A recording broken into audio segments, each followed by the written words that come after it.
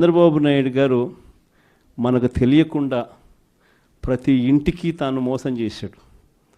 ప్రతి ఇంటికి తాను మనుషులను పంపించాడు. ప్రతి ఇంటికి వాళ్ళ ఎమ్మెల్యేలందరూ కూడా తిరిగారు.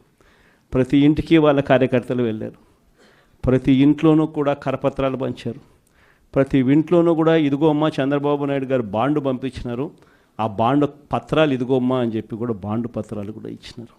ఇంట్లో ఎవరు కనపడినా మోసం చెయ్యని సెక్షన్ అనేది లేకుండా ప్రతి ఒక్కరికి కూడా చెప్పుకొచ్చారు. దీనివల్ల ఏం జరిగిందంటే ఒక 10% ప్రజలు నమ్మినారు.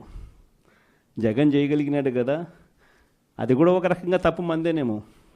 ఎందుకంటే జగన్ చేయగలిగినాడు కదా, కాబట్టి జగన్ చేశాడు కాబట్టి చంద్రబాబు నాయుడు జగన్ చేసేటివన్నీ చేస్తానని చెప్తున్నాడు, అది కాక ఇవన్నీ చేస్తానని కూడా చెప్తా ఉన్నాడు. కాబట్టి చేస్తాడేమో, మనిషి మారినాడేమో అని చెప్పి కొద్దో గొప్ప ఒక 10% ప్రజలు ఆయన మాటలు నమ్మడం. దాంతో 50% ఇంతకు ముందు వచ్చిన ఓట్ షేర్ మంది 40% ఓట్ షేర్కు ఒక 10% ప్రజలు నమ్మి అటువైపున కొంచెం చెయ్యి అలా పోయింది. కానీ ఈరోజు 11 నెలలు గడిచాయి. 11 నెలలు గడిచిన తర్వాత ఒక బడ్జెట్ అయిపోయింది. ఆయన అధికారంలోకి వచ్చిన వెంటనే ఒక బడ్జెట్ ప్రవేశపెట్టినాడు. 2వ సంవత్సరం బడ్జెట్ కూడా ప్రవేశపెట్టేసినాడు. సరే, 2 బడ్జెట్లు అయిపోయినాయి. 5 బడ్జెట్లలో 2 బడ్జెట్లు అయిపోయినాయి. 11 నెలల టైం అయిపోయింది. ఈ 11 నెలల కాలంలో ప్రజలంతా కూడా అదిగో చంద్రబాబు నాయుడు చేస్తాడు, ఇదిగో చంద్రబాబు నాయుడు చేస్తాడు అని చెప్పి ప్రతి ఒక్కరూ ఎదురు చూస్తూ వచ్చారు. ఇంతవరకు పరిస్థితి చూస్తే ఏమంటాడు ఇప్పుడేమంటా ఉన్నాడు